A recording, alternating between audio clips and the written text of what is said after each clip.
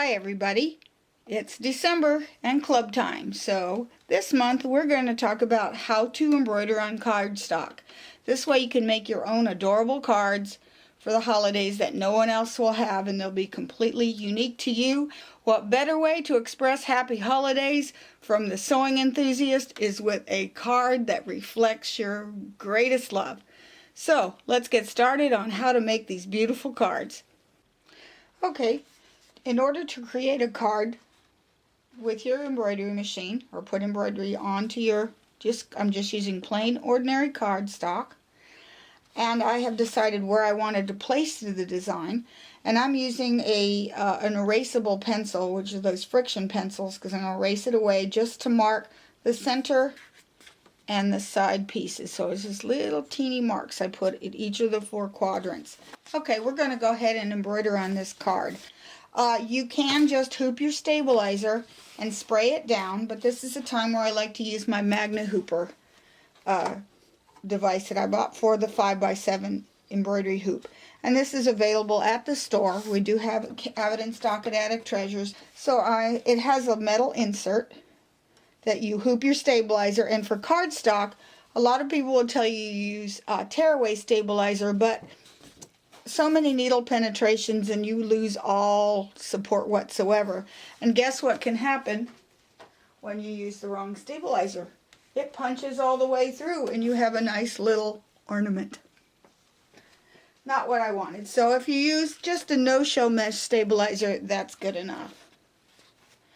Okay, so I've got my insert in. And I'm just going to line this up with the centers.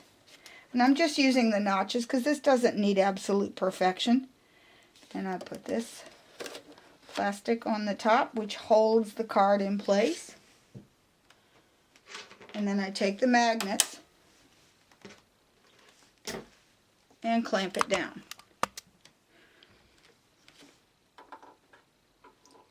And everything else sticks to these magnets like a pin.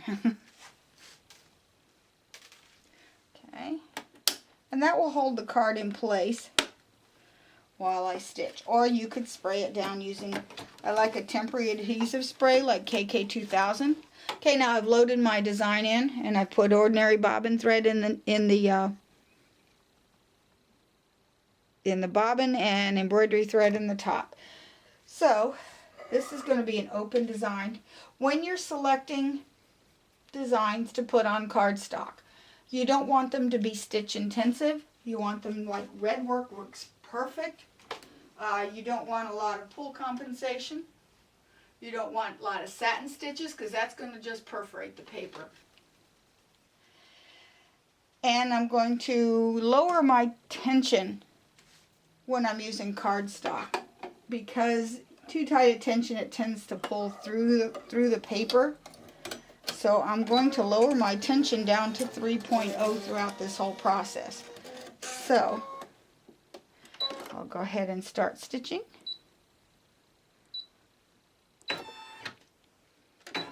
Okay. And here we go.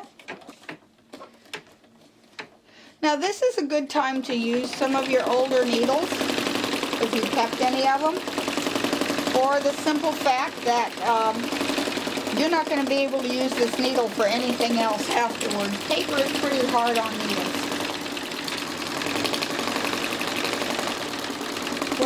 If you decide to digitize for cardstock, make sure you use a little bit longer than average stitch length. And whatever you do, do not do satin stitches, because satin stitches will punch all the way through the paper. And that's how you end up with ornaments instead of designs.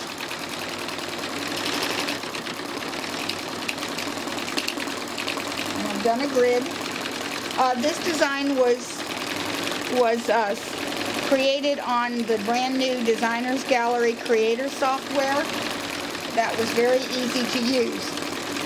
But if you don't have software and you would like this design, just send me an email at waltzquilt@yahoo.com and I'll be happy to send you this file in PES format.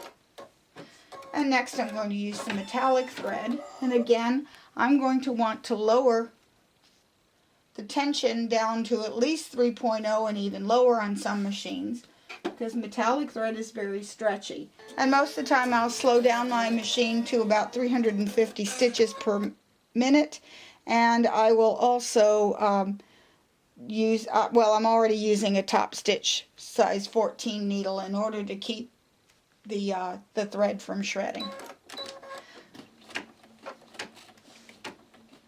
So actually I will go ahead and stitch this off camera, because watching stitching is like watching paint drying.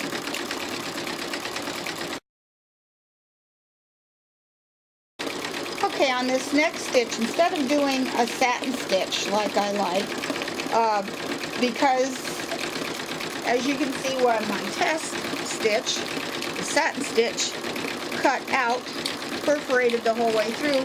Instead, this time I'm using a chain stitch, and that's one of the new stitches available on the Designer's Gallery Creator, and it works really, really nice on these cards.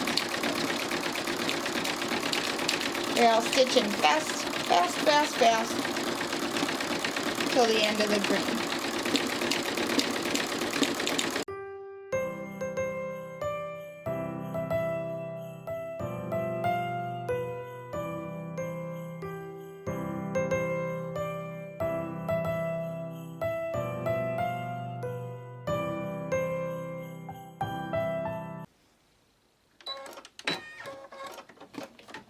Okay, next I'll be doing lettering on this card. It'll say Merry Christmas on here. When you're selecting lettering for cardstock, try to select a font that does not have satin stitch. You want to pick one that has basically a running stitch. Any of the outline fonts will work just fine too, because a satin stitch is more likely to cut through. Although if it's fairly large, it might work okay.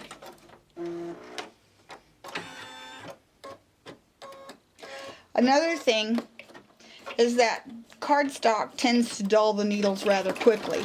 So if you're stitching on a lot of cardstock, do expect to change the needles more often. And you sure can't use this on fabric again. It's nearly done, so I'll speed it up.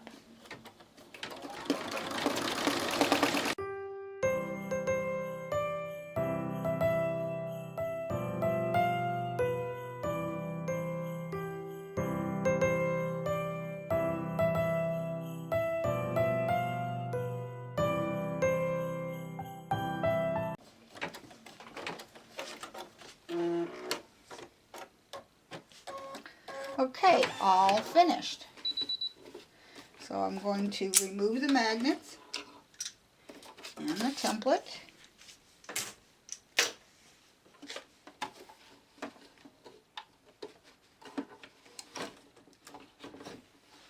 If it's missed any of the jump stitches, I will just carefully cut them out. So, almost dropped it.